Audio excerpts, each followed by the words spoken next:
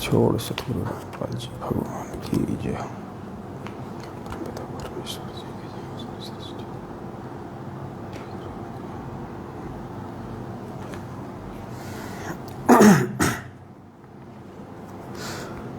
सत साहिब बंदी छोड़ सतगुरु रामपाल जी भगवान की जय हो।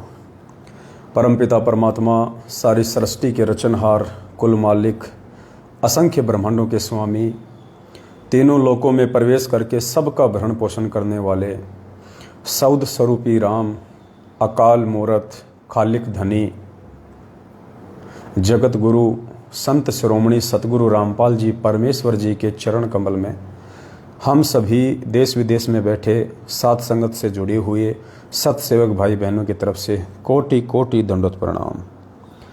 और लाइव वीडियो देख रहे आप सभी भाई बहनों को दास की तरफ से प्यार भरा सत्साहिब।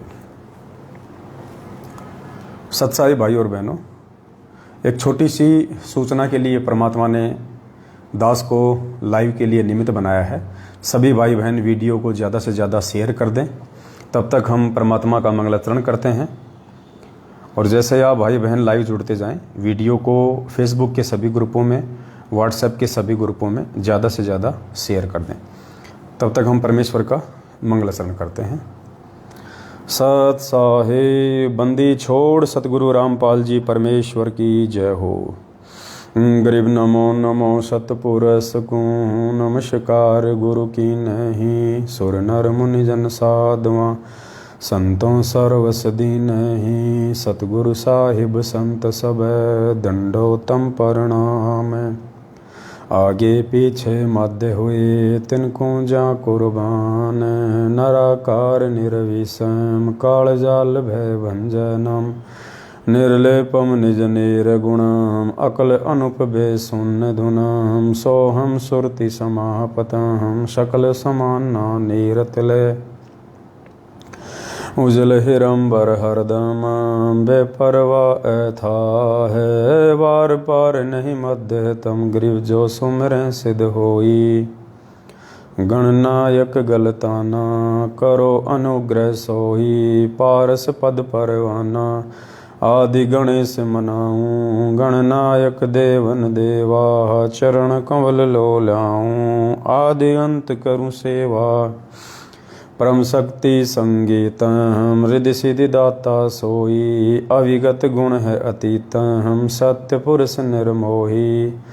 जगदम्बा जगदीशम मंगल रूप मुरारी, तन मन और पूसीसम भक्ति मुक्ति भंडारी, सुर नर मुनि जन ध्यावें, ब्रह्मा विष्णु महेशा शेष सहस मुख गावें, पूजे आदि गणेशा इंद्र कुबेर सरीखा, वरुण धर्म राय ध्यावें, सुमरथ जीवन जी का मन इच्छा फल पावें, 33 कोटि अधारा ध्यावें सहस 88, उतरे भव जल पारा कटहें यम की फांसी, 33 कोटि अधारा ध्यावें सहस 88, उतरे भव जल पारा कटहें यम की फांसी। सत साहिब बंदी छोड़ सतगुरु रामपाल जी भगवान की जय हो।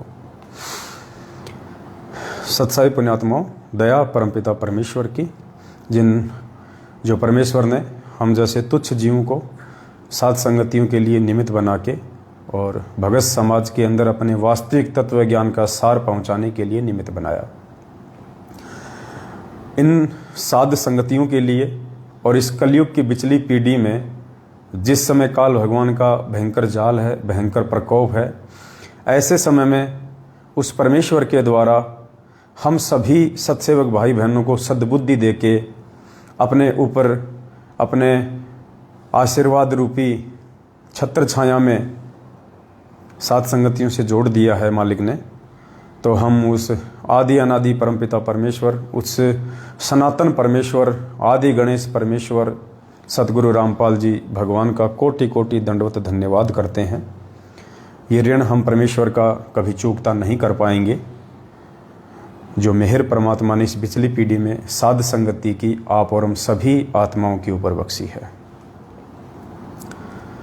तो जितने भी भाई बहन एक बार जुड़ चुके हैं, दास एक बार पुनः सभी से करबद्ध विनती करेगा, आप वीडियो को एक बार फेसबुक के सभी ग्रुपों में, फेसबुक की आईडी पर, व्हाट्सएप के सभी ग्रुपों में, जहाँ जहाँ भी आप जुड़े हुए हैं सोशल मीडिया प्लेटफॉर्म पे, आप एक बार वीडियो को शेयर कर दें। उसके बाद एक दो कुछ बातें हैं जो आप सभी भाई बहनों के साथ में प्रेम पूर्वक दास ने शेयर करनी थी, ताकि किसी भी भगत भाई बहन को कोई शंका ना रहे, मन में कोई मनमुटाव ना रहे, और जो भी स्थिति है सभी के सामने क्लियर रहे।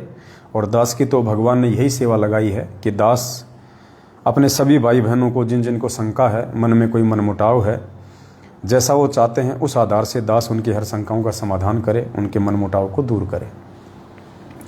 तो दया परमेश्वर की। तो सबसे पहले पुण्यात्माओं, हम आज विचार करेंगे भक्ति बोध के ऊपर। अभी परमपिता परमेश्वर ने दया करके और भक्ति बोध जो हमने 4-5 महीने पहले छपवाई थी, आरती का गुटका नित्य नियम की जो पुस्तक है, जिसमें तीनों समय की आरती है, अन्नदेव की आरती है, भोग लगाने की विधि है, ये परमात्मा ने 5-6 महीने पहले दास को निमित्त बना के छपवाई थी।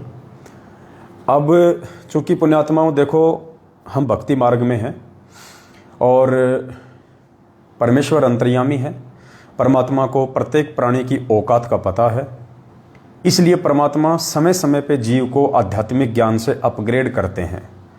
एकदम से हम जीवों के अंदर इस परमेश्वर का ये अनमोल तत्व ज्ञान नहीं समा सकता है, इसका अंश मात्र भी हम अपने अंदर समाने के काबिल नहीं हैं।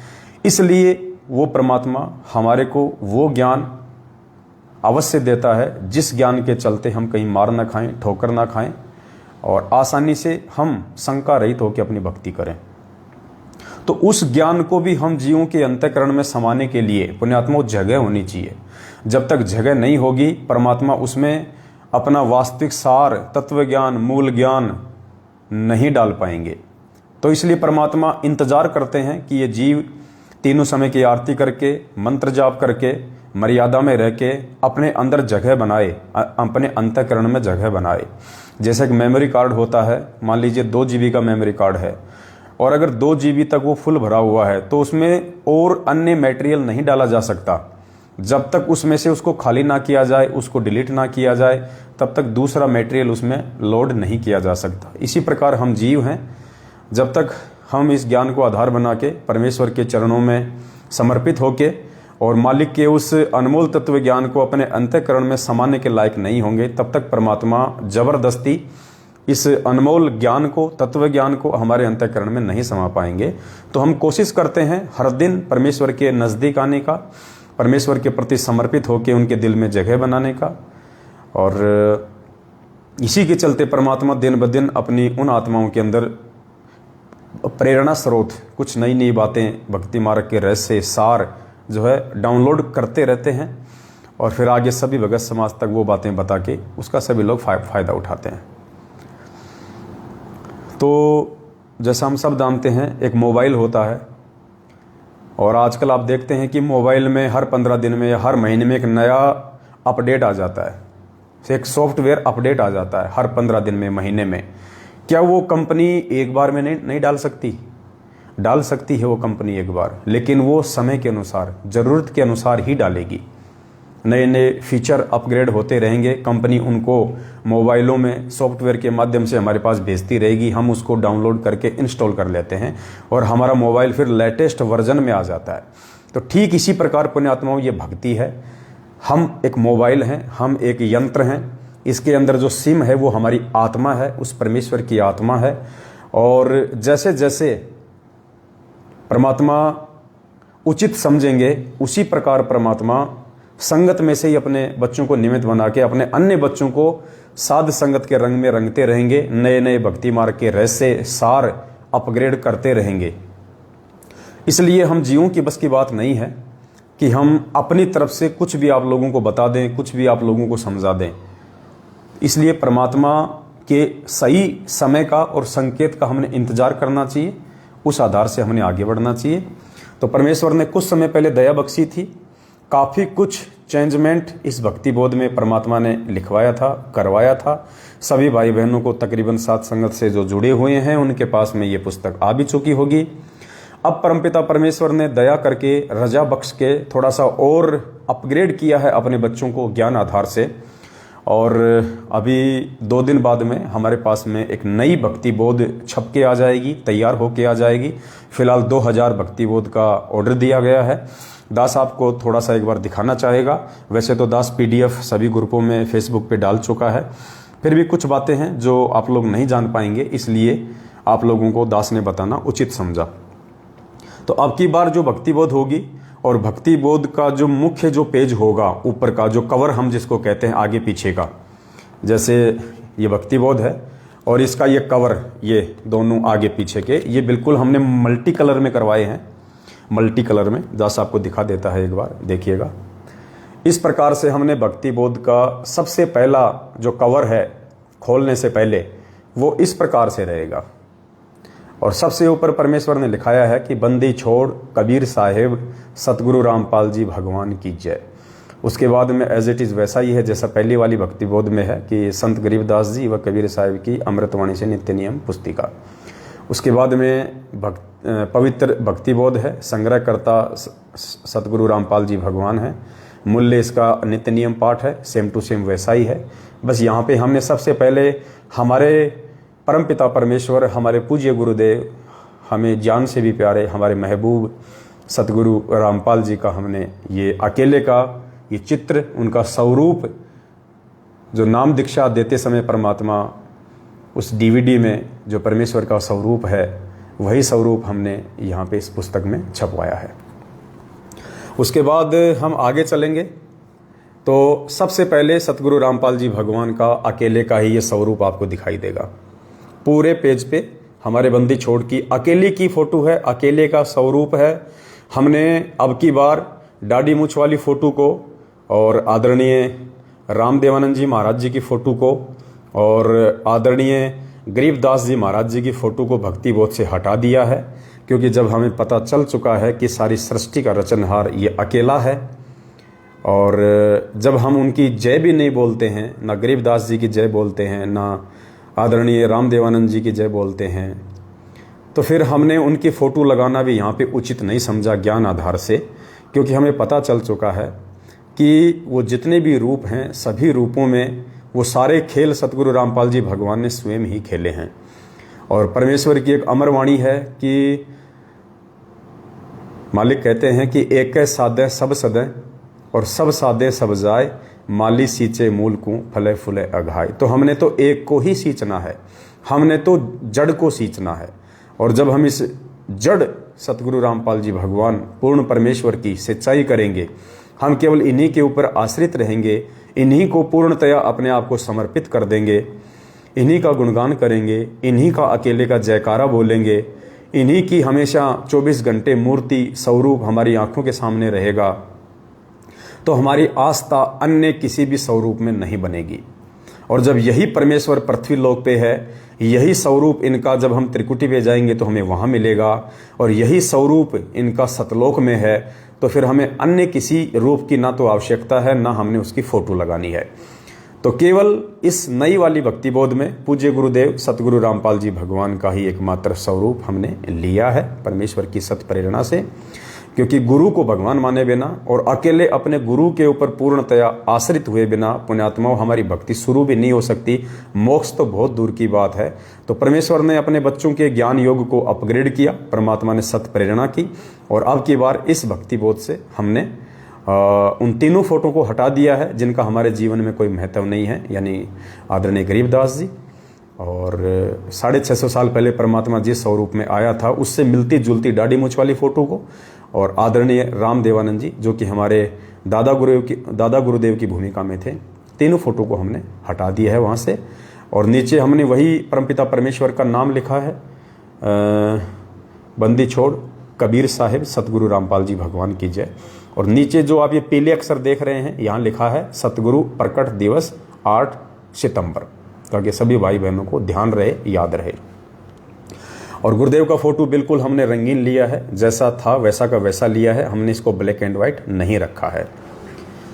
और उसके बाद में जैसे ही हम नीचे आएंगे और यदि हम पहले वाली भक्ति बोध को देखें तो पहले वाली भक्ति बोध में लिखा हुआ था, बंदी छोड़ कबीर साहिब जी का संक्षिप्त जीवन परिचय।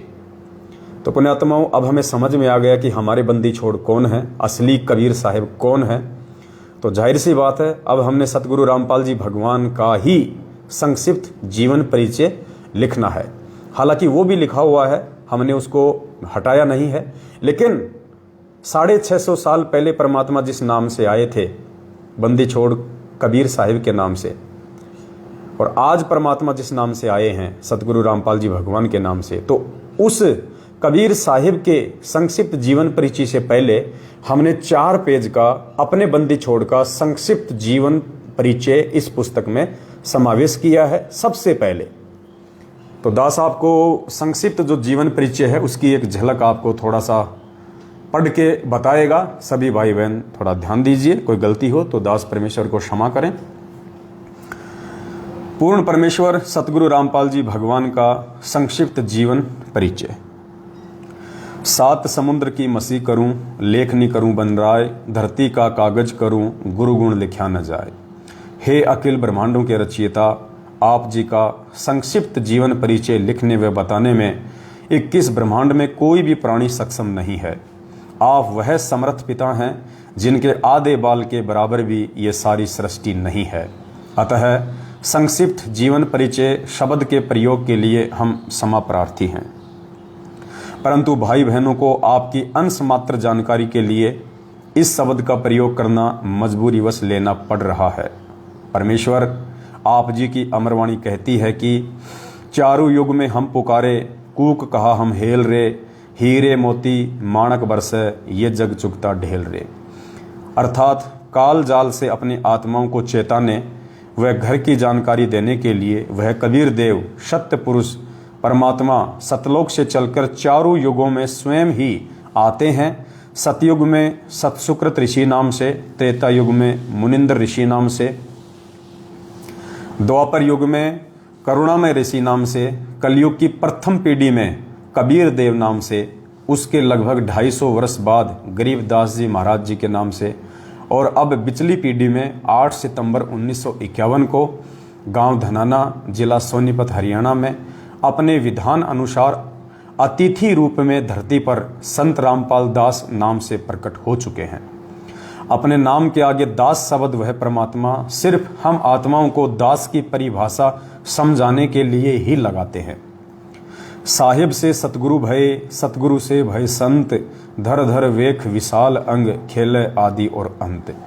इस अमरवाणी के अनुसार सत्य पुरुष ने 8 सितंबर 1951 के दिन प्रकट होकर 17 फरवरी 1988 तक एक साधारण से किसान परिवार में हमारी चरम दृष्टि को धोखा देते हुए 2 अच्छी आत्माओं माता इंद्रो देवी व भगत नंदराम जी को अपने मुंह बोले माता पिता के रूप में इस नश्वर संसार में लीला करने हेतु स्वयं के आने अर्थात प्रकट होने के लिए निमित्त बनाया।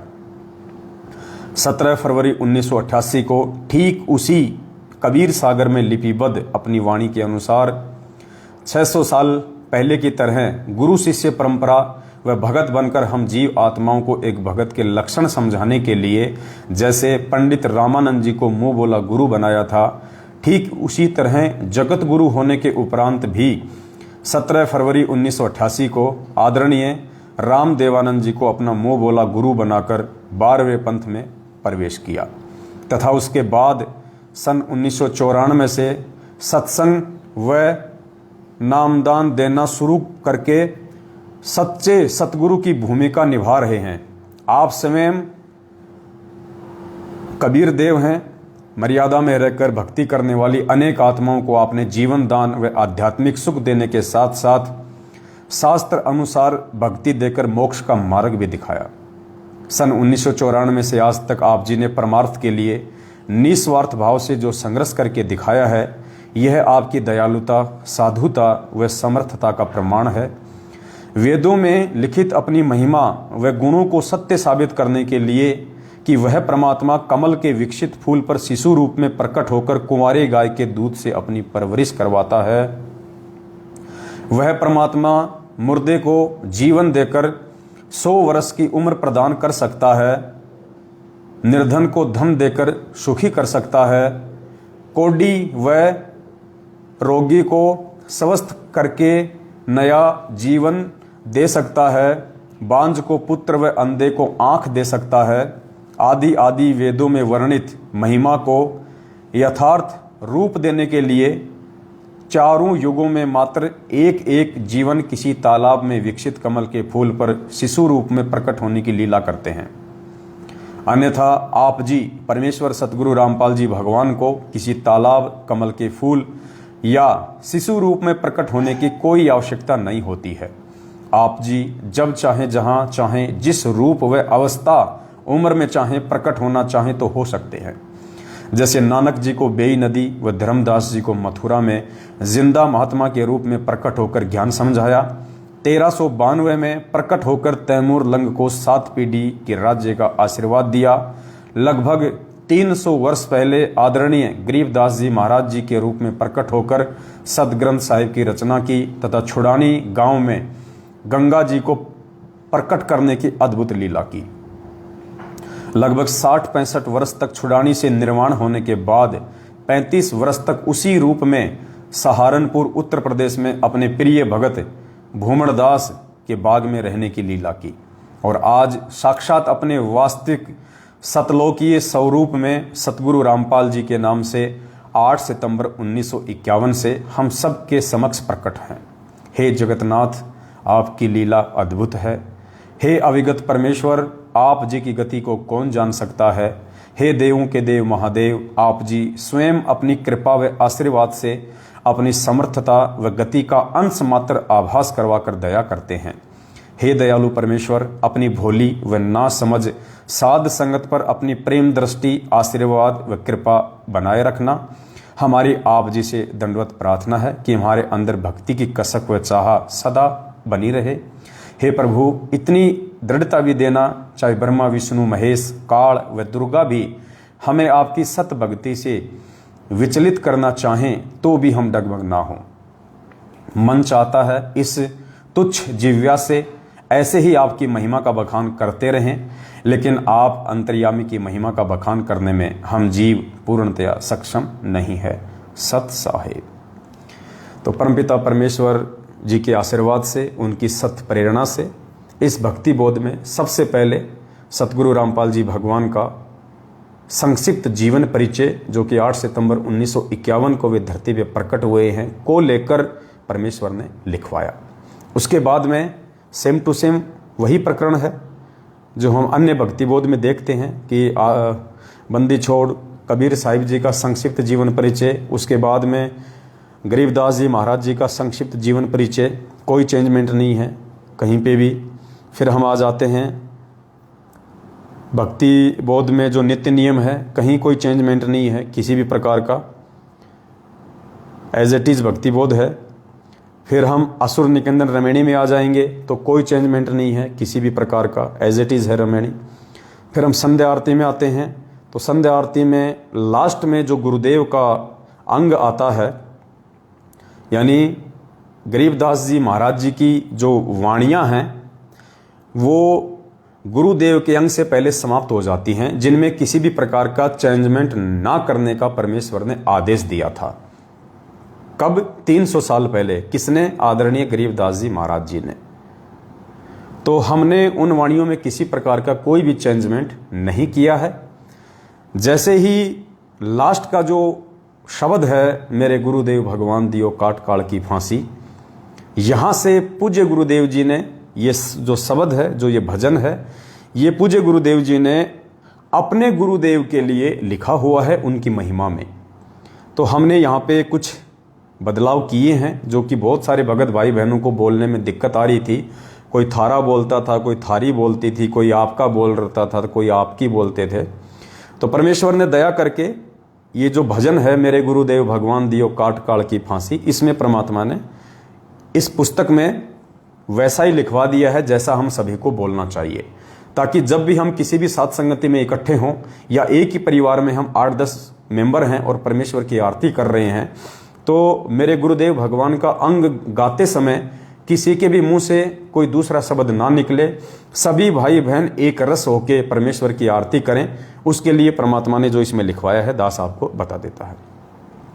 मेरे गुरुदेव भगवान दीजो काट काल की फांसी, अवगुण किए घनेरे फिर भी भले बुरे हम थारे। यहाँ पे परमात्मा ने थारे शब्द लिखवा दिया है, थारे यानी आपके। जैसे परमात्मा कहते हैं ना, आज मोहे दर्शन दियो जी कबीर, आज मोहे दर्शन दियो जी कबीर। फिर उसमें परमात्मा कहते हैं थारे दर्शन से हमारे पाप कटते हैं। थारे यानी आपके, क्योंकि परमेश्वर ने हर भाषा को अपनी जो अमृतवाणी है उसमें प्रयोग किया है। तो सतगुरु रामपाल जी भगवान ने ये जो थारे शब्द है, ये मोस्टली ये राजस्थानी भाषा का शब्द है। तो थारे का मतलब आपके, तो परमेश्वर ने यहाँ पे सबके लिए लिखवा दिया थारे। अवगुण किए घनेरे फिर भी भले बुरे हम थारे, दास को जान के निपट नादान, मोहे बख्श दियो अविनाशी। दूसरी चौपाई है, मेरे उठे उमंग सी दिल में, तुम्हें याद करूं पल पल में। तो यहाँ जो ये तुम्हें शब्द है ना, हमने इसको चेंज नहीं करना बिल्कुल भी। दास ने पहले भी वो वीडियो बनाया था, सभी भाई बहनों को यही समझाया था कि जहाँ पे तू शब्द है आप उसको बोलिए तुम, और जहाँ पे तुम्हें है उसको आप एज इट इज बोलिए, उसमें कोई चेंजमेंट नहीं करना। जहाँ पे तू लिखा हुआ है, क्योंकि तू एक अपने से छोटे को और किसी ऐसी जगह पे ऐसे व्यक्ति के लिए प्रयोग किया जाता है जिसकी कोई इज्जत ना हो, या सामने वाला जिसकी कोई इज्जत ना करना चाहता हो। तो तू की जगह हमने तुम शब्द का प्रयोग करना है। बाकी जहाँ तुम्हें है, तुम्हारे है, तुम ही है, हमने उन शब्दों को एज इट इज रहने देना है, उसमें कोई चेंज नहीं करना। मोहे बख्श दियो मेरे उठे उमंग सी दिल में, तुम्हें याद करूं पल पल में, आपका ऐसा मक्खन ज्ञान यो जगत बिलोवे लासी। फिर तीसरा पैराग्राफ है, या दुनिया सुख से सोवे, थारा दास उठ कर रोवे। यहाँ लिखा हुआ था तेरा दास उठ कर रोवे, तो उसकी जगह परमात्मा ने लिखवा दिया थारा यानी आपका। हे परमेश्वर, थारा दास यानी आपका दास। ये अविनाश भगत जी हैं जो कह रहे हैं कि तुम्हें की जगह आपके बोल सकते हैं। देखिए भगत जी, बोलने को तो आप जो मर्जी बोल दीजिएगा, सब स्वतंत्र हैं, लेकिन यदि आप आपके बोलेंगे, भाई बहन कोई तुम्हें बोलेगा, कोई थारे बोलेगा, तो साथ संगति में फिर वो लय बिगड़ जाती है, कोई मतलब नहीं निकलता। तुम्हें कोई बुरा शब्द नहीं है, तुम्हारा, तुम्हें, ये कोई डिग्रेड करने वाले शब्द नहीं है। हाँ, जो तू शब्द वो नहीं बोलना, उसकी जगह आप जी तुम बोल सकते हो। बाकी तुम्हें, तुम्हारी, तुम्हें, ये हमने एज इट इज ही रखने हैं। बाकी सब की अपनी मर्जी है, दबाव किसी के ऊपर नहीं है। जिसको जैसा समझ में आए उस हिसाब से वो बोल सकता है। कोई ना बोले उसके ऊपर भी कोई दिक्कत नहीं है, कोई बोल रहा है तो उसको भी कोई दबाव नहीं है। सबकी अपनी अपनी मर्जी है, लेकिन दास को परमेश्वर निमित्त बना के जो शब्द बुलवाते हैं, जो लिखवाते हैं, वो दास की जिम्मेदारी है कि संगत में आप सभी भाई बहनों की सेवा में पहुंचा दूं। उसके बाद फिर आपकी अपनी समझ काम करेगी कि आपने क्या करना है। या दुनिया सुख से सोवे, थारा दास उठ कर रोवे, मेरा मेटो आवण जान हो जान, या करियो मेहर जरासी। चौथी है, नहीं तपतशिला पे जलना, कोई 84 का भय ना, रोग कट्या सुमेर समान, या गई तृष्णा खांसी। उसके बाद में जो आती है एक लाइन आती है इसमें कि तुम्हें कहाँ ढूंढ कर ले आऊं, मैं तड़प तड़प रह जाऊं। तो दास ने अब की बार जो नई वाली भक्ति बोध है, उस भक्ति बोध से उस चौपाई को वहाँ से बिल्कुल हटवा दिया है, क्योंकि वो चौपाई ना हमें बोलनी ना बोलने का कोई मतलब है। क्योंकि पूज्य गुरुदेव जी ने जो चौपाई लिखी है कि तुम्हें कहाँ ढूंढ कर ले आऊं, मैं तड़प तड़प रह जाऊं, आप गए अमर अस्तान, दई छोड़ तड़पती दासी। तो गुरुदेव ने ये चौपाई अपने गुरुदेव के 26 जनवरी 1997 को शरीर छोड़ने के बाद लिखी है कि तुम्हें कहाँ ढूंढ कर ले आऊं, कि हे गुरुदेव मैं आपको कहाँ ढूंढ के लाऊं। आप शरीर छोड़ चुके हैं, आप सतलोक जा चुके हैं, आप अमर हो चुके हैं, हमें आपकी बड़ी याद आती है, हमें आपकी बातें, आपका आशीर्वाद देना, आपके द्वारा मुस्कुरा के वो सत्संग करना, हमें अध्यात्म की जानकारी देना, हमारे मानव जीवन को सफल करना। हे परमेश्वर, उन सभी बातों को सोच सोच के हमें आपकी बड़ी याद आती है, हमारी आत्मा आपसे मिलने को जो है वो तड़पती है। तो ये भाव यहाँ पे प्रदर्शित करते हुए पूज्य गुरुदेव जी ने इस लाइन को यहाँ पे लिखा था। अब हमारे पूज्य गुरुदेव कौन है? सतगुरु रामपाल जी भगवान। सतगुरु रामपाल जी भगवान कहाँ हैं? वो इसी पृथ्वी पे हैं वर्तमान में, हमारे समक्ष हैं, हमारे समक्ष वे प्रकट हैं, हमारे भगवान हैं। उन्होंने अभी तक अपना शरीर नहीं छोड़ा है, मतलब अभी वो हमारे समक्ष हैं। तो हम इस चौपाई को यहाँ पे नहीं बोल सकते, और जब हम बोल नहीं सकते तो हमने उसको लिखने का भी कोई मतलब नहीं है। तो यहाँ उस चौपाई को परमात्मा ने हटवा दिया है। लास्ट की जो चौपाई थी, जो सतलोक आश्रम बरवाला वाली पुस्तकों में लिखा हुआ है कि स्वामी राम देवानंद जी दाता आपकी घनी सतावें बाता, तेरा रामपाल अज्ञान कियो सतलोक का वासी। तो हम तो अपने पूज्य गुरुदेव जी को अज्ञानी कह नहीं सकते यहाँ पे, क्योंकि वे तो महाज्ञानी हैं। तो अब की बार हमने क्या किया, बहुत सारे भाई बहनों को वो लाइन बोलने में बड़ी दिक्कत आती थी। कोई बंदी छोड़ रामपाल जी बोल रहा है, कोई सतगुरु रामपाल जी बोल रहा है, कोई गुरु रामपाल जी आपकी घनी सतावे बातां, कोई गही अमोलक बातां, कोई थारा दास अज्ञान आपका दास अज्ञान। तरह तरह की जो लैंग्वेज थी सात संगतियों में, संध्या आरती के लास्ट में भाई बहन बोलते हैं, तो फिर सभी लोग विचलित हो जाते हैं।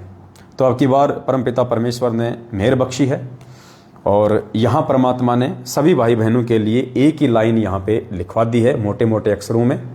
क्या लिखवाया है? परमेश्वर सतगुरु रामपाल जी दाता आपकी घनी अमोलक बातां। और यहाँ पे परमात्मा ने थारा, थारी और फिर आगे डैश डैश लगवा दिए हैं। यानी अगर कोई बहन है तो वो बोल देगी कि थारी सुमन दासी अज्ञान, भाई है तो बोल देगा थारा पवन दास अज्ञान, और आगे फिर थारा और आगे वो हो गया फिर कीजियो सतलोक का वासी। तो यहाँ पे सभी भाई बहन अगर कोई दास है तो वो अपना नाम यूज कर लेगा कि थारा पवन दास अज्ञान, अगर कोई बहन है तो अपना नाम यूज कर लेगी थारी सुमन दासी अज्ञान। मतलब ये ऑप्शन छोड़ दिया और नीचे सेम वही लिख दिया कीजियो सतलोक का वासी। तो यहाँ परमात्मा ने ये चेंजमेंट करवाया है ताकि किसी भी भाई बहन को बोलने में किसी प्रकार की कोई आपत्ति, कोई दिक्कत ना हो। अब कुछ भाई बहनों को यहाँ पे ये दिक्कत हो सकती है कि भाई आपने चेंजमेंट नहीं करना था, ऐसा नहीं हो सकता है, परमात्मा ने जो लिख दिया वो फाइनल है। तो ये उनकी अपनी सोच हो सकती है, अध्यात्म के अनुसार उनकी सोच नहीं है, और हमने उस आधार से चलना है जो अध्यात्म के अनुसार सोच है, जो परमात्मा हमें निमित्त बना के जो संदेशा संगत में दिलवाएंगे, परमात्मा जो चेंजेस जो करवाना चाहते हैं उस आधार से। अगर हमने एज इट इज बोलना है तो फिर हम ये क्यों नहीं बोलते कि तेरा रामपाल अज्ञान, क्योंकि वहाँ तो एज इट इज लिखा हुआ है, और एज इट इज लिखा हुआ तो फिर एज इट इज ही बोलना चाहिए वहाँ पे कि तेरा रामपाल अज्ञान किया सतलोक का वासी। फिर हम क्यों अपने आप में हम समझदार बन रहे हैं वहाँ पे, क्यों हम वहाँ पे अपने गुरु जी की जगह अपना नाम ले रहे हैं? तो वो फिर वो कहेंगे तो कॉमन सेंस की बात है। तो ये भी कॉमन सेंस की बात है जो परमात्मा ने लिखवाया है, लेकिन कॉमन सेंस किन किन को समझ में आती है, किन किन को समझ में नहीं आती है, ये उनके संस्कारों के ऊपर निर्भर करती है। तो इस विषय पे हम ज़्यादा नहीं चलेंगे, सबके अपने अपने विचार हैं। भक्ति मार्ग में हमने भगवान को देख के चलना है, परमेश्वर के ज्ञान को देख के चलना है, और परमेश्वर ने ज्ञान योग खोल के जरा सा हमें जो सूझबूझ दी है हमने उस आधार से चलना है। तो एक ये चेंजमेंट परमात्मा ने यहाँ पे करवा दिया है। उसके बाद में भोजन खाने से पहले बोले जाने वाली वाणी, यानी ये जो अन्नदेव की आरती है इसमें कोई चेंजमेंट नहीं है। भोजन खाने के बाद वाली आरती में कोई चेंजमेंट नहीं है। उसके बाद में भोग लगाने की विधि, इसमें कोई चेंजमेंट नहीं है किसी प्रकार का, एज इट इज़ है, सेम टू सेम है। और इसमें परमेश्वर ने जो बदलाव करवाया है वो लास्ट में करवाया है। कहाँ? जब हम अपने पूज्य गुरुदेव जी को भोग लगाने के लिए एक शब्द बोलते हैं कि आज लग्या साहिब को भोग दिन के टुकड़े पानी का, उससे पहले जब हम परमेश्वर से वंदना करते हैं उस भोग को ग्रहण करने की, तो पहली वाली जो भक्ति बोध हमने छपवाई थी उसमें हमने एज इट इज छोड़ दिया था कि आदरणीय गरीबदास जी महाराज, आदरणीय बंदी छोड़ कबीर साहिब जी, स्वामी राम देवानंद जी, आपका भोग प्रसाद तैयार है। इसमें लिखा हुआ था, लेकिन हम लोग बोलते नहीं थे। हम लोग केवल अपने गुरुदेव के लिए बोलते थे कि हे परमपिता परमात्मा, सारी सृष्टि के रचनहार, कुल मालिक, असंख्य ब्रह्मांडों के रचयिता सतगुरु रामपाल जी भगवान, आप जी का भोग प्रसाद तैयार है, परमेश्वर अपनी पवित्र रचना से इसे पवित्र करें। तो अब की बार परमात्मा ने जो पहले वाला जो लिखा हुआ था, जो आश्रम से जो चलता आ रहा है, जिसमें गरीबदास जी का भी नाम है, जिसमें कबीर जी का भी नाम है, जिसमें अपने दादा गुरु जी का भी नाम है, तो हमने सबको भोग थोड़े लगाना है। भोग तो पूर्ण परमात्मा को लगाया जाता है, और पूर्ण परमात्मा है कबीर साहब, और वो कबीर साहब हमारे सतगुरु रामपाल जी भगवान के रूप में। तो अब की बार परमात्मा ने दया करके उस लाइन को वहाँ से हटवा दिया है, और उसकी जगह परमात्मा ने ताकि हम सभी भाई बहन जब साध संगतियों में जाएं, परमात्मा को भोग लगाएं या फिर अपने अपने घर पे भोग लगाएं, तो हमको बोलने में किसी भी प्रकार की कोई त्रुटि या असुविधा ना हो। इसलिए परमात्मा ने पहली वाली लाइन को हटवा के और अब की बार अपने पूज्य गुरुदेव जी को भोग लगाने की ही ये प्रार्थना यहाँ पे लिखवा दी है। दास आपको बोल के सुना देता है। हे परमपिता परमात्मा, सारी सृष्टि के रचनहार, कुल मालिक कबीर परमेश्वर सतगुरु रामपाल जी भगवान, आप जी का भोग प्रसाद तैयार है। अपनी पवित्र रचना से इसे पवित्र करने की कृपा करें। हे परमेश्वर, भोग प्रसाद बनाते समय या लगाते समय या पाठ करते समय हम तुच्छ बुद्धि जीवों से कोई त्रुटि रही हो तो हमें तुच्छ जानकर अक्षमा करें। पाठ इसलिए लिखा है क्योंकि आने वाले समय में जब हम आश्रम में होंगे, हमारे गुरुदेव होंगे, तो उस समय पे वो जो है वहाँ पे वो पाठ हुआ करेगा, तो कोई चेंजमेंट करने की आवश्यकता नहीं पड़ेगी। और वर्तमान में हम इस पुस्तक को हाथ में लेके हम पाठ करते हैं आरती का, तो ये भी आ गया कि आरती करते समय यानी हम इसको जो पढ़ रहे हैं, हम जो पाठ कर रहे हैं इसमें देख देख के भोग की आरती का, उसमें यदि कोई त्रुटि रही हो तो हमें अक्षमा करें, ताकि किसी भी भाई बहन को साथ संगति में किसी भी प्रकार की कोई दिक्कत, कोई समस्या ना आए। उसके बाद में ये शब्द शुरू हो जाता है, आज लग्या साहिब को भोग दीन के टुकड़े पानी का। तो यहाँ पे कोई चेंजमेंट नहीं है। हाँ, इसके लास्ट में स्वामी रामदेवानंद जी का इनका कुछ नाम वगैरह जो लिखा हुआ था उसको हमने यहाँ से हटवा दिया है कि जैसे साध संगत से भेद जो पाया, स्वामी रामदेवानंद जी ने सफल बनाया, दास रामपाल दास को राह दिखाया श्री धाम छुड़ाने का। तो पहले वाली भक्तिबोध में ये ऐसा का ऐसा ही लिखा हुआ था, लेकिन हम इसको बोलते नहीं थे। हम केवल अपने पूज्य गुरुदेव जी का नाम लेते थे कि सतगुरु रामपाल जी दाता, आप साध संगत से भेद जो पाया, परमेश्वर सतगुरु रामपाल जी ने सफल बनाया, दास पवन दास को राह दिखाया श्री धाम बरवाड़े का। तो अब की बार हमने उस लाइन को वहाँ से हटवा दिया है जो पहले वाली भक्तिबोध में लिखा हुआ था, जिसमें अपने गुरुदेव अपने गुरुदेव के लिए कह रहे हैं कि साध संगत से भेद जो पाया, स्वामी रामदेवानंद जी ने सफल बनाया। तो उसको हमने वहाँ से हटा दिया है क्योंकि हमारे लिए तो इस मार्ग को सफल हमारे पूज्य गुरुदेव जी ने बनाया है। तो हम यहाँ पे अपने पूज्य गुरुदेव जी की स्तुति कर रहे हैं, हम अपने पूज्य गुरुदेव को भोग लगा रहे हैं। तो हमने अपने गुरुदेव की ही यहाँ पे वो वाणी लिख दी है। ये देखिएगा, इसको हाईलाइट भी कर दिया गया है ताकि किसी भी भाई बहन को साध संगति में बोलने में कोई दिक्कत ना आए। साध संगत से भेद जो पाया, परमेश्वर सतगुरु रामपाल जी ने सफल बनाया। और यहाँ पे सेम टू सेम वैसे ही संध्या आरती की तरह दास और दासी लिख के और आगे वो डॉट डॉट डॉट छोड़ दी गई है। यानी जो भाई होगा वो तो बोल देगा कि दास पवन दास को राह दिखाया श्री धाम बरवाड़े का, और यदि कोई बहन होगी तो बोलेगी दासी सुमन दासी को राह दिखाया श्री धाम बरवाड़े का। तो किसी भी भाई बहन को अपने नाम के साथ बोलने में कोई त्रुटि नहीं रहेगी और एक सही तरीके से हम परमेश्वर की आरती को अंजाम दे पाएंगे। उसके बाद में पाठ प्रकाश के समय की ये विनती है, इसमें भी कोई चेंजमेंट नहीं है। पाठ प्रकाश के शब्द के लास्ट में वही स्वामी रामदेवानंद जी का नाम था, हमने उस लाइन को वहाँ से हटवा दिया है। उसके बाद में लास्ट में ये नियम है, जो प्रथम मंत्र के समय जो 11 नियम दिए जाते हैं वो नियम यहाँ पे लिखे हुए हैं एज इट इज़।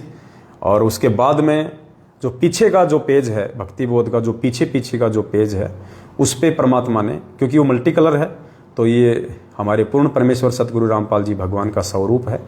ऊपर परमात्मा ने वाणी लिखवाई है कि गुरु सेवा में फल सर्बस आवे, गुरु विमुख नर पार न पावे, गुरु वचन निश्चय कर माने, पूरे गुरु की सेवा ठाने। और नीचे ज्ञान आधारित शंका समाधान के लिए संपर्क करें, ये शंका समाधान के 4 नंबर नीचे दे दिए गए हैं।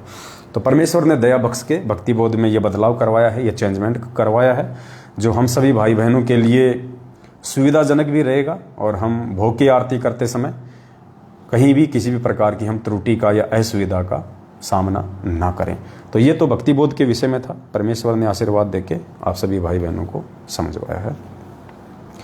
और एक बात उठी थी बीच में, किसी भाई ने कहा था, दास जब अलवर की साथ संगति में गया था तो दास ने एक जिक्र किया था कि परमात्मा ने भोग की जो आरती है उस आरती को अब अपने सत्सेवक बच्चों को निमित्त बना के और एक सीरियल वाइज लिखवाया है। जैसे गुरुजी की 42 मिनट की वीडियो में जो भोग आरती है उसी आरती के अनुसार परमात्मा ने इस पुस्तक में लिखवाया है। वरना आज से पहले जो भक्ति बोध थी, जो सतलोक आश्रम बरवाड़ा में या पूज्य गुरुदेव जी ने जो छपवाई थी, उन सभी भक्ति बोध में एज इट इज नहीं है। यानी वीडियो में गुरुजी जिस प्रकार से आरती कर रहे हैं उस प्रकार से इन किसी भी भक्ति बोध में नहीं लिखा हुआ था। कहीं पे नित्य नियम है, कहीं पे संध्या आरती है, फिर हमको ढूंढना पड़ता था कि गुरुजी क्या बोल रहे हैं, इस पुस्तक में लिखा हुआ नहीं है। तो ठीक का समय आने पे ही परमात्मा उसको सीरियल वाइज लिखवाएगा। ये परमेश्वर की सोची समझी एक प्रक्रिया थी। जानबूझ के सतगुरु रामपाल जी भगवान ने भोग लगाने की विधि को, भोग लगाने की आरती को सीरियल वाइज नहीं लिखवाया, जबकि परमात्मा बोलते सीरियल वाइज है। लेकिन जैसा 42 मिनट के वीडियो में परमात्मा बोलते हैं वैसा उन्होंने भक्ति बोध में लिखवाया नहीं। बीच बीच का प्रकरण कहीं आगे दे दिया, कहीं पीछे दे दिया, इस प्रकार से लिखवाया था। तो दास ने कहा था कि पुण्यात्मा, इसके पीछे एक रीजन होता है कि ठीक का समय आए बिना परमात्मा, तो 6 महीने पहले तो परमात्मा ने इस भक्ति बोध में भी सेम टू सेम वैसा ही लिखवा दिया था, जैसा कि पूज्य गुरुदेव जी 42, तो हमने वैसा ही लिखवा दिया था। यानी उन सभी चीज़ों को हमने इकट्ठा किया जो कहीं कहीं लिखी हुई थी, ताकि किसी भी भाई बहन को भोग की आरती करते समय कोई दिक्कत ना हो। तो बहुत सारे भाई बहन कह रहे थे कि ऐसा नहीं है, गुरुजी ने पहले ऐसा नहीं लिखा, कभी भी आपने ही इसको किया है। तो पुण्यात्माओं, बात ऐसी नहीं है। ये दास परमात्मा की विधान के 1% भी खिलाफ नहीं जा सकता है। आप लोगों की समझ नहीं है, आप लोग नहीं जान पा रहे, तो ये आप लोगों की अपनी कमजोरी है, दूसरों को दोष देना उचित नहीं है। ये एक भक्ति बोध है, इसकी भी दास आपको प्रक्रिया बताएगा कि कैसे परमात्मा ने दास के पास में भक्ति बोध पहुंचाई है, क्योंकि मालिक को पता था कि इस बात को लेके भी विरोध उठेगा मेरे बच्चे के ऊपर। तो परमात्मा अंतर्यामी है, पहले ही परमात्मा दास को सारे सबूत दे देते हैं। आप यकीन मानना पुण्यात्माओं, ये पुस्तक मेरे हाथ में लगभग 2 या 3 महीने पहले की है, जिस समय हम लुधियाना की साथ संगति में गए थे। और आते वक्त हम हरियाणा के झज्जर में, हमारी एक बहन है वहाँ पे, नाम भूल गया बहन का, झज्जर वाली बहन का क्या नाम है भगत जी? हाँ, सजना बहन। सजना बहन के घर पे जब हम रुके थे तो सजना बहन ने छोटी सी साथ संगति रखी थी, हर संडे को वो रखती है झज्जर में साथ संगति। तो वहाँ पे गुड़गांव से एक बहन आई थी जो बहुत पहले, यानी जिस समय परमात्मा गांव-गांव जाके सत्संग करते थे और जिस समय परमात्मा ने करोथा में आश्रम बना लिया था, उस समय से वो गुरुजी से जुड़ी हुई थी। तो वो बहन साथ संगति में आई वहाँ पे, और वो अपने साथ में ये भक्ति बोध लेके आई। कब की?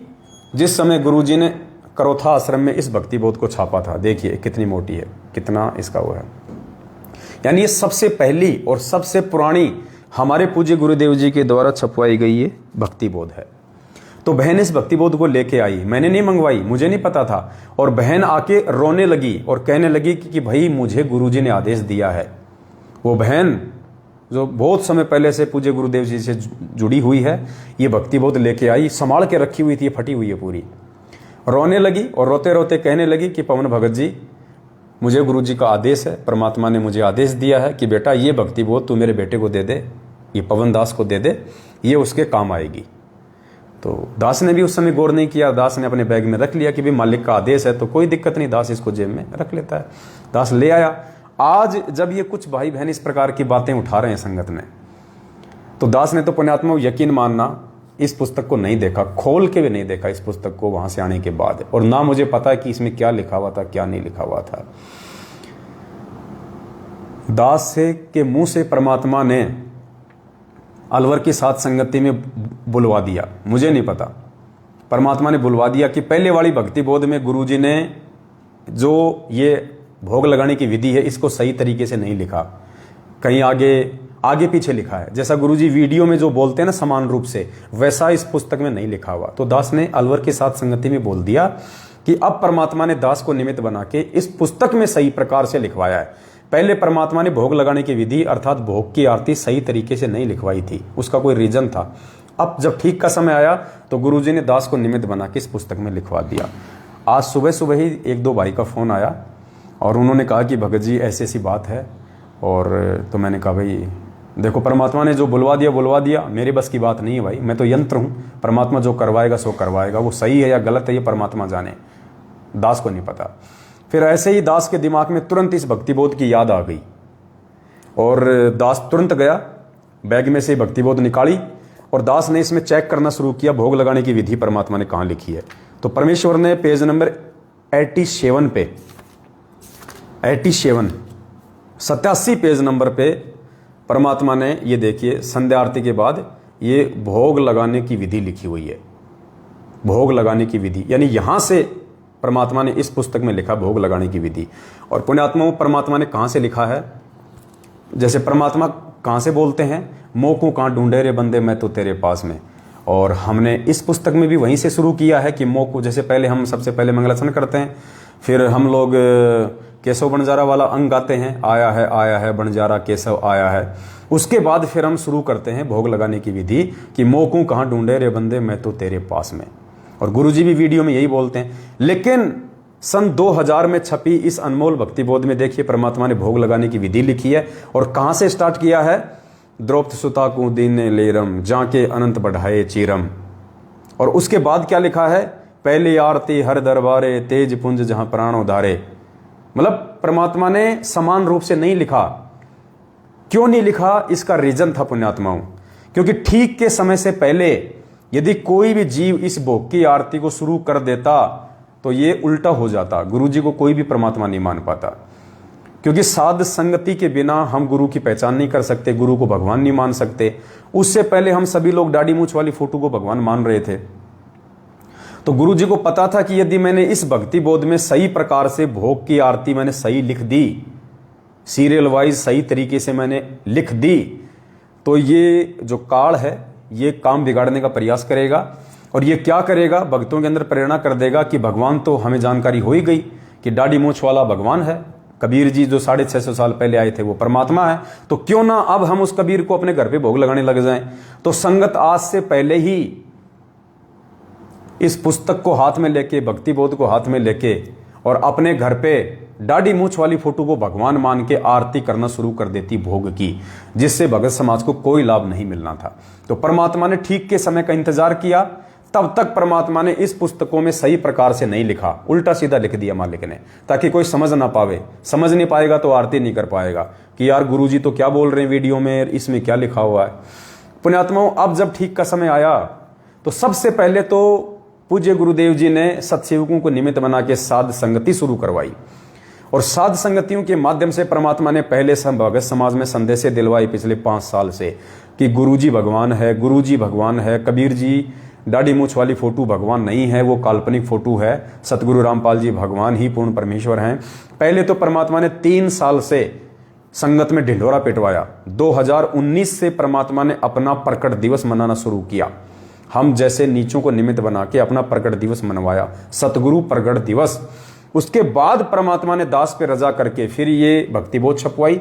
और फिर इस भक्ति बोध में परमात्मा ने जो इस भक्ति बोध में गुरुदेव ने जानबूझ के उल्टा सीधा आरती लिखी हुई है ठीक के समय के इंतजार के लिए, अब परमात्मा ने दास को निमित्त बना के फिर इस भक्ति बोध में उस भोग की आरती को वैसा ही लिखवाया जैसा पूज्य गुरुदेव जी भोग की आरती आश्रम में करते हैं और जैसा पूज्य गुरुदेव जी 42 मिनट की आरती में भोग लगाते हैं।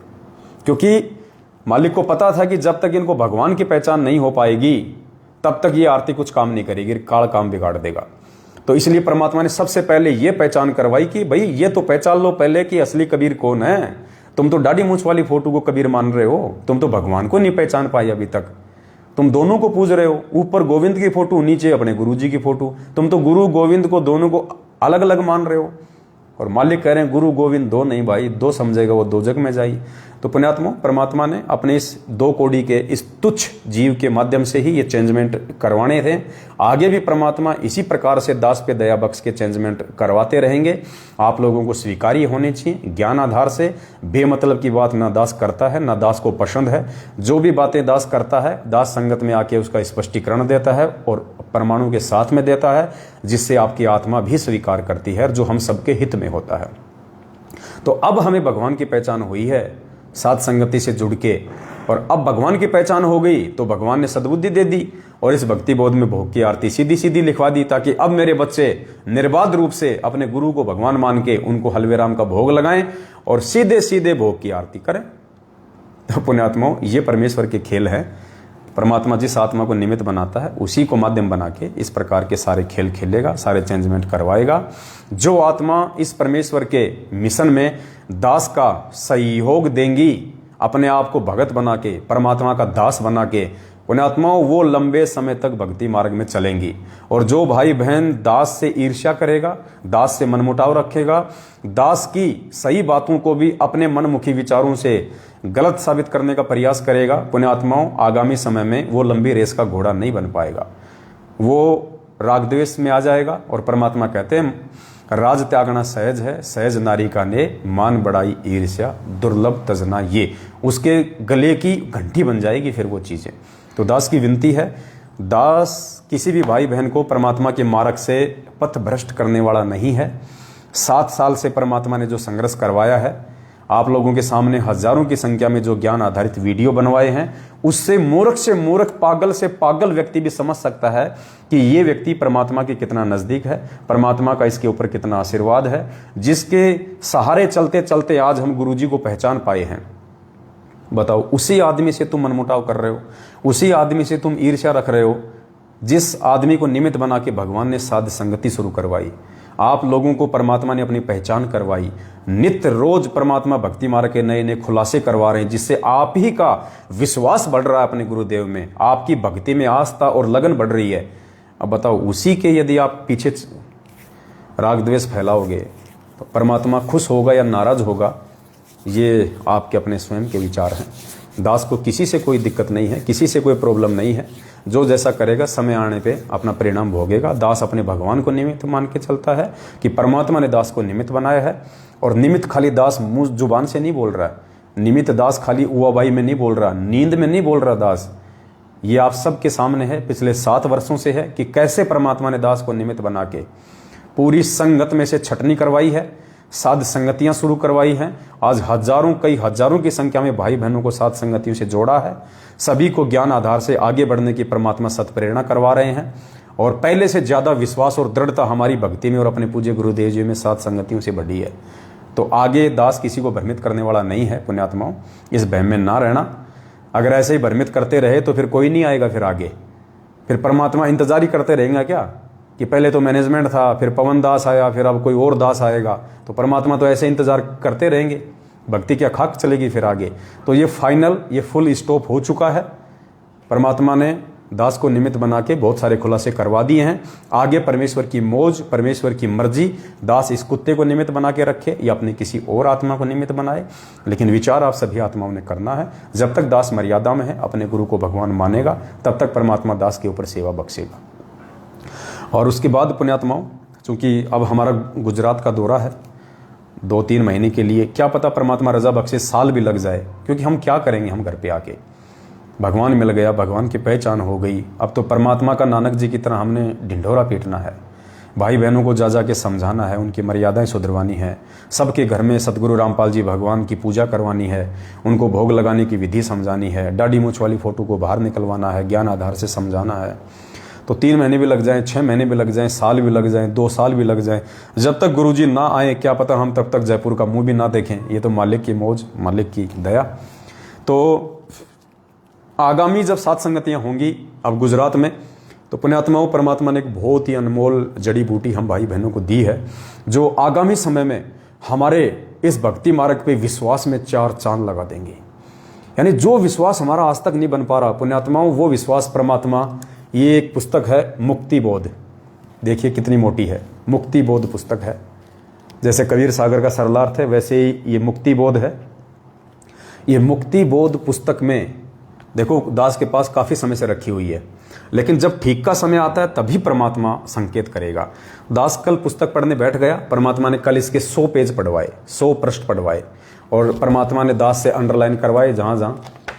पुण्यात्माओं, इतने गहरे रहस्य, हालांकि इसको और भगत पढ़ेगा नहीं समझ पाएगा कहाँ पे क्या रहस्य है, कहाँ पे किस प्रकार से उन चीज़ों को निकाल के आप भाई बहनों के सामने पेश करना है, कौन से पॉइंट पे कौन सी कथा के सार को निकाल के हमारे विश्वास में परमात्मा 4 चांद लगवाएगा, ये और भाई बहन नहीं समझ पाएंगे। क्योंकि परमात्मा कहते हैं, सब सुमरे अपने अनुमाना तो गति लखी न जाए, कहे कबीर कृपया कर जन पर ज्यों की तो समझाए। कि सभी लोग यदि अपने अपने स्तर पे पढ़ना चाहेंगे, निष्कर्ष निकालना चाहेंगे, तो जिंदगी में नहीं निकाल पाएंगे। ये तो कबीर परमेश्वर सतगुरु रामपाल जी भगवान अपने जिस आत्मा पे मेहर बख्शे, रजा बख्शे, जिस पे आशीर्वाद रखे, वही आत्मा इन चीज़ों में छुपे हुए सार को निकाल सकती है।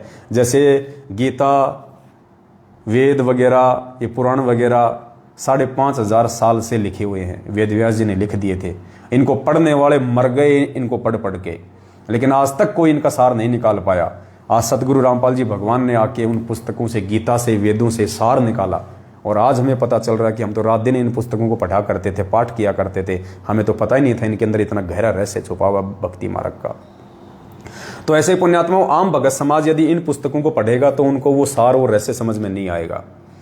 और जब परमात्मा दास के माध्यम से उन गुप्त रहस्यों को उजागर करवाएंगे तो एकदम से हमारी बुद्धि ऊपर सरकेगी, और यार ये चीज़ इसमें, ओहो हम तो समझ ही नहीं पा रहे थे, इसका ये मतलब है। तो परमेश्वर ने दया बख्शी, कल दास ने इसके 100 पृष्ठ पूरे पढ़े, और पालिक ने बहुत अच्छी अच्छी इसके अंदर बातें लिखी हुई हैं, बहुत अच्छे अच्छे सार हैं। तो आगामी समय में हमारी सात संगतियों का आधार ये पुस्तक रहेगी। इसी पुस्तक को सामने रखे, इसी पुस्तक को आधार बना के, क्योंकि देखो पुण्यात्माओं, हमारा अपना कुछ नहीं है, हम सब के सब 2 कोटि के जीव हैं, चाहे पवनदास हो चाहे आप हो। हमें ये ज्ञान परमपिता परमेश्वर, उस आदि अनादि, उस सनातन प्रभु सतगुरु रामपाल जी भगवान ने दिया है। परमेश्वर ने ही ये पुस्तकें लिखी हैं, परमेश्वर ने इन पुस्तकों का सार लिखा है, परमेश्वर ने सद्बुद्धि देके हमें ये पुस्तकें पढ़ने की प्रेरणा करते हैं, परमात्मा इनका रहस्य समझाते हैं। यानी हमारा अपना कुछ नहीं है, जीव केवल निमित्त मात्र है, ये पवनदास केवल एक यंत्र है, एक पंखा है उस परमेश्वर का, यंत्र है। परमात्मा जैसा चलाएगा, जब चलाएगा, उस आधार से जहाज चलता है। जैसे हम अपने घर पे 20,000 रुपये का कोई अच्छा सा कोई पंखा लगा दें, पुण्यात्माओं वो पंखा 20,000 का क्या, चाहे 20 लाख का लाके लगा दो, जब तक उसको उसका मालिक नहीं चलाएगा तब तक वो पंखा अपने आप नहीं चलेगा, चाहे वो कितना ही कीमती क्यों ना हो, क्योंकि वो एक यंत्र है और उसको कंट्रोल करने वाला कोई और है। तो इसी प्रकार हम सभी भाई बहन परमेश्वर के यंत्र हैं, हमको कंट्रोल करने वाले सतगुरु रामपाल जी भगवान हैं। जैसे रेडियो है, अब रेडियो में तो समाचार भी आते हैं, रेडियो में फिल्मी गाने भी आते हैं, रेडियो में और भी कई प्रकार के प्रोग्राम आते हैं। क्या वो रेडियो अपने आप आपको प्रोग्राम सुना देगा? नहीं, जब तक उसका वॉल्यूम नहीं, जब तक उसको ऑन ऑफ नहीं किया जाए, उसका जो मीटर है उसको सेट ना किया जाए कि कौन से बैंड पे लगाना है, रेडियो मिर्ची पे लगाना है, रेड FM पे लगाना है, कौन से पे लगाना है, तभी वो प्रोग्राम देगा। वरना वो रेडियो चाहे 20 लाख रुपए का हो, वो एक यंत्र है, और यंत्र कभी भी अपनी स्वयं की सूझबूझ से नहीं चल सकता, उसको चलाने वाला कोई और होगा। तो इसी प्रकार हम सब यंत्र हैं। तो परमेश्वर अब अपने यंत्र को आगामी दिनों में सात संगतियों में ये मुक्ति बोध पुस्तक को माध्यम बना के बहुत सारे खुलासे करवाएंगे, और पुण्यात्माओं ऐसी ऐसी मार्मिक बातें और ऐसी ऐसी ज्ञान आधार वाली बातें इस पुस्तक में है, इन कथाओं में है। पुण्यात्माओं यकीन मानना, हमारा विश्वास 7वें आसमान पे होगा, हमारे गर्दन को काट के लेके जा सकता है, लेकिन मंसूर की तरह हम सतगुरु रामपाल जी भगवान का नाम जपने से, उनके चरणों से दूर नहीं हो सकते। चाहे हमारे शरीर का एक एक अंग, एक एक कतरा चाहे कोई क्यों ना काट दे, इतना विश्वास इस पुस्तक में लिखे हुए रहस्य हमारा दृढ़ करेंगे। और उसके बाद फिर कबीर सागर का सरलार्थ है, उसमें तो और भी रहस्य है। तो अब परमात्मा ही सत्प्रेरणा करते हैं, और हर प्रकार से मालिक ही हमें आगे बढ़ाएंगे, परमात्मा ही हमें आगे लेके चलेंगे। तो दास की केवल इतनी सी विनती थी। तो सभी भाई बहन प्यार प्रेम से सात संगतियों से एक दूसरे के माध्यम से आप जुड़े रहें। परमात्मा इसी प्रकार से हम सभी भाई बहनों को एकजुट रखें। थोड़ी बहुत मनमुटाव, थोड़ी बहुत असावधानियां जो हमसे हो जाती हैं, परमात्मा उन सब के लिए हमको क्षमा करें, और परमात्मा सद्बुद्धि बख्श के हम भाई बहनों को एकजुट रखें। और यदि फिर भी कोई एकजुट ना रहना चाहे, यदि अपनी तरफ से कोई किसी में मनमुखी रूप से दोष निकाल के दूर होना चाहिए, तो शोक से दूर हो सकते हैं, क्योंकि ये भक्ति मार्ग है, ये किसी के साथ चलने का नहीं है। हम अकेले आए थे, अकेले जाएंगे। यहाँ यदि हम एक दूसरे का साथ करके लाभ उठा सकते हैं तो उठा सकते हैं, बाकी यहाँ कोई किसी का नहीं है, ना किसी पे विश्वास करने के कोई लायक है। यहाँ पर विश्वास केवल उसी पे किया जा सकता है जो परमेश्वर के ज्ञान आधार से चल रहा होगा, ज्ञान आधार से किसी भाई बहन को समझा रहा होगा, भाई बहन को बता रहा होगा। अकेले आए थे, अकेले जाएंगे, और परमेश्वर के अलावा और परमेश्वर के ज्ञान आधार से जो कोई बातें बताता है, उसके अलावा हमने किसी तीसरे पे आंख बंद करके विश्वास नहीं करना है। चाहे कोई कितना ही बोले, कोई कितना ही किसी की बुराई करे, कोई कितना ही किसी के प्रति कुप्रचार करे। ये कुप्रचार तो सतगुरु रामपाल जी भगवान के खिलाफ भी पिछले 27 वर्षों से जगत वाले लोग करते आ रहे हैं। तो पुण्यात्माओं, हमने उन कुप्रचारों को ध्यान में नहीं दिया, क्योंकि हमने गुरुजी को पहचान लिया था, गुरुजी के ज्ञान को पहचान लिया था। इसलिए उन मनवश लोगों के द्वारा किए गए उल्टे प्रचार का हमारे ऊपर कोई असर नहीं हुआ। ठीक इसी प्रकार अब ये 7 संगतियां परमेश्वर ने रखवाई हैं, तो ये 7 संगतियां वही काम कर रही है जो काम 27 साल से सतगुरु रामपाल जी भगवान कर रहे हैं। तो काल भगवान कैसे 7 संगतियों को निर्बाध रूप से आगे चलने देगा?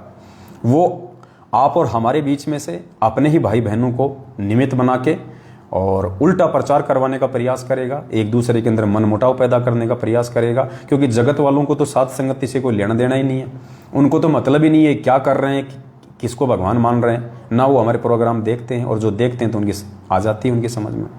तो काल हमारे में से ही, हमारे बीच से ही ऐसा कुप्रयास करेगा। जैसे बरवाला कांड के बाद में काल ने संगत में से ही कुप्रयास किया, क्योंकि काल को पता था कि जगत वाले इनको भ्रमित नहीं कर पाएंगे। इसलिए काल ने उन आत्माओं को निमित्त बनाया जिन पे संगत विश्वास करती थी, मैनेजमेंट पे, गुरुजी के परिवार पे, और उन्होंने उस विश्वास का फायदा उठाया और उनके विश्वास में वही आत्माएं फंसी जो आत्मा ज्ञान को आधार नहीं बना पाई थी। तो ठीक इसी प्रकार आज 7 संगतियों में भी काल उन्हीं आत्माओं को निमित्त बनाएगा। तो हमने ऐसी आत्माओं से सावधान रहना है। कोई भी व्यक्ति कुछ भी बोले, किसी के खिलाफ भी बोले, चाहे मैं किसी के खिलाफ क्यों ना बोलूं, आपको हर बात को पहले तोलना है, जांचना है, परखना है, निष्कर्ष निकालना है, उसके बाद अपना कोई रिएक्शन देना है यदि आप उचित समझें तो। अन्यथा चुपचाप हमने अपनी भक्ति करनी है, भक्ति मार्ग में आगे बढ़ना है। तो जैसे शुरू में जब 7 संगतियां चली और जब 7 संगतियां अपने परवान चढ़ने लगी, भगत समाज जागने लगा मैनेजमेंट से, सच्चाई से, और 7 संगति से जुड़ने लगा, जब हम मेरठ में शुरू किया तो काल भगवान ने सबसे पहले संजय राय दिल्ली वाले को निमित्त बनाया, रोड़ा अटकाने के लिए, बढ़ती हुई 7 संगतियों को रोकने के लिए। लेकिन पुण्यात्माओं, उसने खूब कोशिश करी, आज वो अपना काम बिगाड़ के बैठ गया। 20-30 मूर्ख लोगों के साथ में गुरु बन के बैठा हुआ, 56 प्रकार के भोग खाता है, लेकिन कब तक? तो उसने अपना सत्यानाश किया 7 संगत से दूर होके। उसके बाद फिर 7 संगति आगे बढ़ने लगी। साल भर बाद में काल ने देखा कि लोग मेरठ में बहुत ज़्यादा जुड़ रहे हैं, तो काल ने मेरठ वालों को ही निमित्त बना दिया, ओमपाल जी को, इनको मेरठ वाले भक्तों को निमित्त बना दिया, और दास के विरोध में वो खड़े हो गए। दास ने वहाँ पे सच बोल दिया, क्योंकि वहाँ पे पैसों का दुरुपयोग होने लग गया था, तो भगत समाज को कोई लाभ नहीं हो रहा था। तो दास ने वहाँ पे सत्य बोल दिया कि आज के बाद यहाँ किसी को आने की जरूरत नहीं है। तो वो दास के विरोध में आ गए। दास ने मेरठ छोड़ दिया, क्योंकि मैं किसी की चापलूसी नहीं करता, जो सच है मैं सच को सच कहूँगा, झूठ को झूठ कहूँगा। मैं अपने आत्म कल्याण के लिए भक्ति मार्ग से जुड़ा हूँ, किसी को लूटने के लिए नहीं जुड़ा। यहाँ पे मुझे अपने मोक्ष की सबसे पहले चिंता है। तो मेरठ वालों ने विरोध किया, दास मेरठ छोड़ गया। थोड़े दिन बाद वो मेरठ वालों की आज क्या हालत हो रखी है देख लो। 4 आदमी नहीं जाते वहाँ पे, 4 आदमी नहीं जाते वहाँ पे। आज वो तरस रहे हैं 7 संगतियों के लिए। उसके बाद 7 संगतियाँ आगे बढ़ने लगी। फिर दास ने इस काल भगवान ने फिर एक रामचंद्र नाम के कानपुर के व्यक्ति को निमित्त बना दिया। वो बीच में अपना तुम्बा पकड़ के खड़ा हो गया। अब वो रामचंद्र की आज क्या हालत हो रही है आप देख लो। बिन पेंदे का लोटा, कोई स्टैंड नहीं है, सारा दिन गला फाड़ फाड़ के भोगता रहता है। आरती करना छोड़ दिया उसने, मंत्र जाप करना छोड़ दिया, दूसरों से भी आरती और मंत्र छुड़वा रहा है, और सारा दिन मुझ दास के खिलाफ भोगता रहता है, उल्टे सीधे पोस्टर बनाता रहता है। आज देख लो उसकी क्या हालत होगी 7 संगति से दूर होके। उसके बाद एक लॉर्ड बुद्धा फाउंडेशन वाला आया था, गुरुजी की जमानत का ठेकेदार। थोड़े दिन तो दास के साथ रहा। उसने देखा कि पवन दास तेरी फंकी में आने वाला नहीं है। उसके बाद वो मेरी बुराई करने लगा, 7 संगति का विरोध करने लगा। आज देख लो लॉर्ड बुद्धा वालों का क्या हाल हो रहा है। 4 लोग उनके साथ में नहीं है, मर गए जमानत के नाम पे। किसी ने 2 रुपए चवन्नी नहीं दी उनको। पुण्यात्माओं, अब 7 संगतियां अपने पीक पे हैं। अब 7 संगतियां अपने पीक पे हैं, पीक पे। और पीक पे है तो काल भगवान को रास नहीं आएगा। अब हमने बहुत सावधानी से आगे बढ़ना है। अब 2022 है, दास ने पहले कह दिया था छटनी का समय है। लोग अपनी अपनी सोच से, अपने अपने मनमाने आचरण से अपने आप दूर होते चले जाएंगे। हमने किसी को कुछ नहीं कहना, हमने किसी का कुछ नहीं करना। जो जैसा सोचेगा, जो जैसा करेगा, वैसा आने वाले समय में अपना पाएगा। तो काल आगे भी किन्हीं आत्माओं को हो सकता है निमित्त बना दे सात संगतियों को रुकवाने के लिए। तो पुण्यात्माओं, आपने केवल परमेश्वर के ज्ञान को आधार बना के ही आगे बढ़ना है। आपने केवल अपने मालिक पे विश्वास करके और प्रत्येक चीज पे सोच समझ के अपना निर्णय देना है, अपना डिसीजन देना है। एक बार यदि किसी भी व्यक्ति के कहने से या किसी भी व्यक्ति के द्वारा कुछ भी बोलने से, मनमाने आचरण से, सात संगतियों के विरोध करने से यदि आप अपना आपा खो दोगे, अपना डिसीजन खो दोगे और ज्ञान आधार से उस चीज पे रुक के विचार नहीं करोगे, पुण्यात्माओं दोबारा संभल नहीं पाओगे। ये फाइनल छटनी है। बनी बनाई बात को बिगाड़ दोगे, बनी बनाई बात को। यहां कोई किसी का कुछ नहीं बिगाड़ पाएगा, खुद अपना बिगाड़ लेंगे हम। इसलिए दास विनती करता है, दास पे विश्वास अवश्य करें, लेकिन परमेश्वर के ज्ञान को आधार बना के। मैंने कभी भी आप लोगों से ये नहीं कहा आज तक कि आप मेरे ऊपर आंख बंद करके विश्वास करें। दास ने यही कहा था कि दास पे विश्वास करें तो परमेश्वर के ज्ञान आधार से करें। यदि दास परमेश्वर के ज्ञान आधार से है तो आप विश्वास कीजिए, वरना दास की संगति करने का, दास के ऊपर विश्वास करने का कोई मतलब नहीं है। दास यदि कहीं गलत है, आपकी जिम्मेदारी बनती है, आप प्यार से दास को पहले बताइए, समझाइए कि आपने यहाँ गलती करी है। हो सकता है आपकी भी सोच गलत हो सकता है मेरे से भी कोई त्रुटि हो, या आपकी सोच गलत है, मैंने यदि उसका तर्क संगत कोई प्रमाण आपको दे दिया तो फिर आपको मानना चाहिए कि वास्तव में ये तो मेरी ही गलती थी। और दास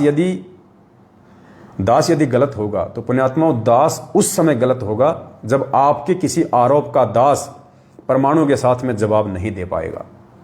उस समय दास को आप जी मान लेना कि ये काम पवन दास से मनमाने रूप से हुआ है।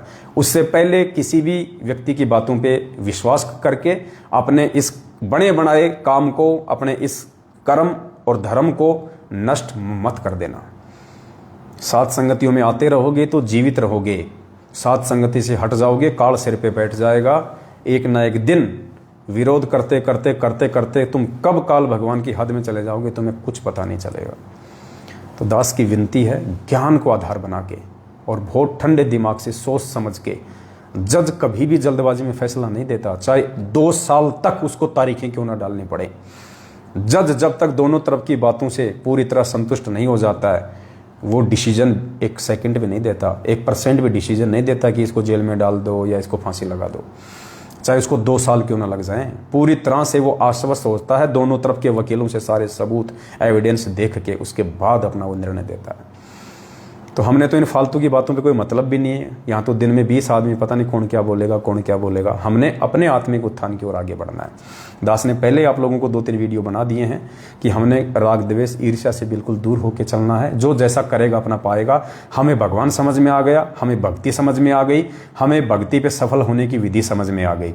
अब हमें और क्या समझना है, हमने निरंतर आगे बढ़ना है। बाकी तो परमात्मा ने बोल ही रखा है कि जब पहाड़ पे यदि किसी को चढ़ना होगा, यदि किसी व्यक्ति को पहाड़ पे चढ़ना है, एवरेस्ट किसी को जीतनी है, तो पुण्यात्माओं वो नीचे बिच्छू और चूहों की परवाह नहीं करता। बिच्छू और चूहे उस पहाड़ के चढ़ने के मार्ग में बहुत आएंगे। कोई उसको हो सकता है काट भी ले, कोई वैसे उसको डराने का प्रयास करे। तो हमने बिच्छू और चूहों की परवाह नहीं करनी। यदि हमने पहाड़ पे चढ़ाई करनी है तो पहाड़ यानी यदि हमने मोक्ष प्राप्त करना है, अध्यात्म में आगे बढ़ना है निरंतर, तो हमने इन छोटी छोटी बातों को, जो अज्ञानता के चलते जो लोग राग द्वेष और ईर्ष्या काल प्रेरणा से हम भाई बहनों के अंदर, सात संगत वालों के अंदर, सात संगत वाले ही जो भरने का कुप्रयास जो करेंगे, ऐसे लोगों से हमने सावधान रहना है। हमने उनकी किसी भी क्रिया का कोई जवाब नहीं देना है। वो चाहे अच्छी क्रिया करे या उल्टी क्रिया करे, हमने उसकी किसी भी क्रिया की कोई प्रतिक्रिया नहीं देनी है, क्योंकि ज्ञान आधार से, उसके विचारों से, उसके शब्दों से हमने नाप लेना चाहिए, हमने जान लेना चाहिए कि ये व्यक्ति काल प्रेरित है या फिर ये व्यक्ति सतगुरु प्रेरित है। ये व्यक्ति मनमुखी रूप से बोल रहा है या इसके पास में इस बात के पीछे कोई आधार है, कोई प्रमाण है। इसलिए हमने ऐसे व्यक्तियों की बातों पे कोई ध्यान नहीं देना है। हम परमेश्वर प्राप्ति के लिए साथ संगत से जुड़े हैं और हमें विश्वास हो चुका है कि साथ संगत में परमात्मा है और परमेश्वर ने अपनी जिस आत्मा को साथ संगत के लिए निमित्त बनाया है वो परमेश्वर की विशेष कृपा पात्र आत्मा है। परमात्मा उस आत्मा के माध्यम से हमारे को आगे बढ़ाएगा, क्योंकि 600 साल पहले परमात्मा ने धर्मदास जी को कह दिया था कि धर्मदास, यदि एक आत्मा भी इस मेरे उलझे हुए ज्ञान को, मेरे इस ज्ञान को समझ जाएगी, एक आत्मा भी, उलझा हुआ तो ये पहले था, परमात्मा ने इसको आज आके इसको सुलझा दिया है, क्योंकि धर्मदास जी के लिए नहीं कहा परमात्मा ने कि एक आत्मा भी इस ज्ञान को समझ जाएगी तो लाखों को सुलझा देगी। धर्मदास जी तो ज्ञान को समझ ही नहीं सकता था, क्योंकि परमात्मा ने तो मूल ज्ञान को छुपा के रखना था। परमात्मा आज के लिए कह रहे हैं, वर्तमान पिछली पीढ़ी के लिए, कि धर्मदास, यदि एक आत्मा भी मेरे इस ज्ञान को सही से समझ जाएगी तो लाखों को सुलझा देगी। पुण्यात्माओं, वो एक आत्मा, ये आपका छोटा सा नीच अदना सा सतगुरु रामपाल जी भगवान के चरणों का ये पालतू कुत्ता, 2 कोड़ी का जीव, ये पवनदास है, जिसके लिए 650 साल पहले कबीर साहब ने धर्मदास जी को संकेत किया था। आज इस एक आत्मा को 7 साल से खड़ा करके परमात्मा सात संगतियों से अपनी पहचान करवा रहे हैं और लाखों आत्माओं को परमात्मा कालजाल से बाहर निकाल के सुलझा रहे हैं और निरंतर अध्यात्म की ओर हमें आगे बढ़ा रहे हैं। तो दास की इतनी सी विनती है पुण्यात्माओं, मेरा कुछ नहीं बिगड़ेगा, परमात्मा का भी कुछ नहीं बिगड़ेगा, हम अपना बिगाड़ लेंगे यदि मनमुखी रूप से यदि हम किसी की बातों में आके और किसी के प्रति व्यर्थ में राग द्वेष ईर्ष्या यदि हमने पाड़ी तो।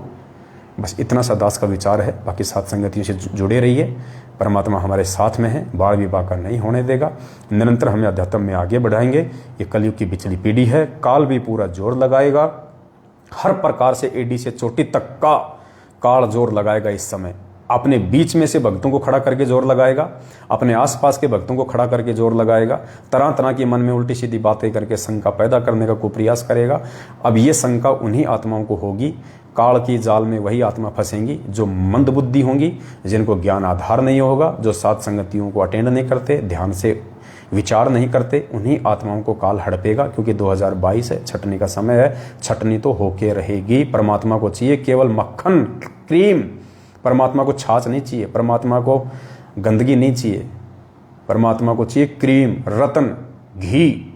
उसके लिए तो पुण्यात्माओं छालना लगा हुआ है, आत्माएं छनती चली जाएंगी, मथनी लगी हुई है, परमात्मा मथ रहा है और ऊपर क्रीम आती जा रही है, जो गंदगी है वो नीचे निकलती जाएगी। कौन सा रतन है, कौन सी वो क्रीम है, इसकी पहचान अब हमने स्वयं ज्ञान को आधार बना के करनी पड़ेगी। सभी भाई बहन लाइव जुड़े, इसके लिए आप सभी का धन्यवाद। और आज के लाइव के लिए आदि अनादि परमेश्वर सनातनी प्रभु सतगुरु रामपाल जी भगवान का हम कोटि कोटि दंडवत धन्यवाद करते हैं। सत साहे बंदी छोड़ सतगुरु रामपाल जी भगवान की जय हो।